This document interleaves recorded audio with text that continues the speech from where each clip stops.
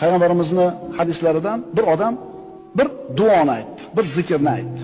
Malaikalar haligi bandani aytgan zikrini nechta savob deb yozishlikni bilmasdan Robbisi subhanahu va taologa murojaat qilishdi, iltijo qilishdi. Parvardigor, ana bandang shunaqa bir gapni aytdi, shunaqa bir zikr qildi seni, qancha savob yozishni bilmayapmiz uni daftariga.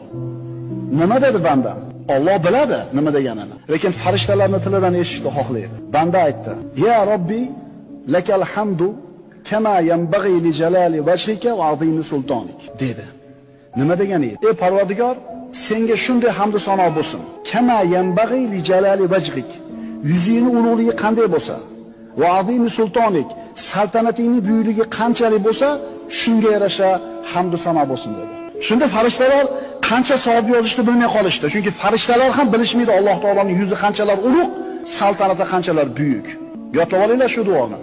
Ya Robbi, lakal hamdu kama yanbaghi li jalali wajhika va azimi sultonik.